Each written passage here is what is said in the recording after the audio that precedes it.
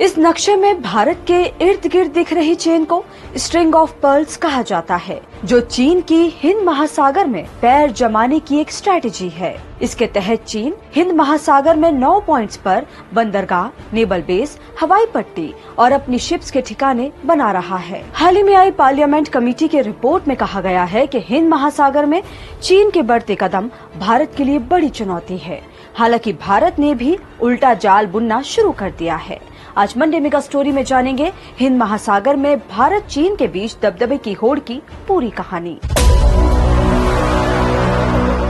पहले समझते हैं कि हिंद महासागर यानी इंडियन ओशियन भारत और चीन के लिए इतना अहम क्यों है। दरअसल हिंद महासागर, जो ऑस्ट्रेलिया से अफ्रीका और भारत से दक्षिणी महासागर तक फैला है, ये पृथ्वी की 20% जलीय सतह को घेरता है। 7.06 करोड़ वर्ग किलोमीटर में फैले इस क्षेत्र से 33 देश और 57 द्वीप जुड़े हैं।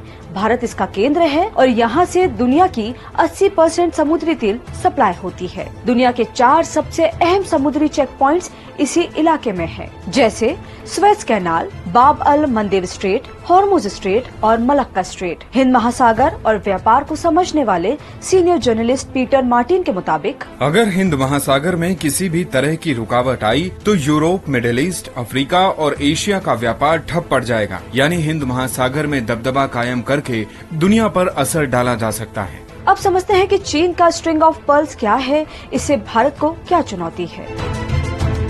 चीन ने स्ट्रिंग ऑफ पर्ल्स के जरिए 9 रणनीतिक ठिकानों पर पकड़ बनाई है, जैसे कंबोडिया का रिम बेस, म्यांमार का कोको आइलैंड और क्योक्प्यू पोर्ट, बांग्लादेश का चिटगांव, श्रीलंका का हवनटोटा, मालदीव, पाकिस्तान का ग्वादर पोर्ट, अफ्रीका का जिबूती बेस और सेशेल्स का विक्टोरिया पोर्ट। चीन इन देशों में पोर्ट्स डेवलप कर रहा है, उन्हें लीज पर ले रहा है और अपना नेवल डोमिनेंस बढ़ा रहा है। इसके अलावा चीन ने दक्षिण अफ्रीकी तट पर तंजानिया और केन्या में भी पोर्ट्स बनाए हैं।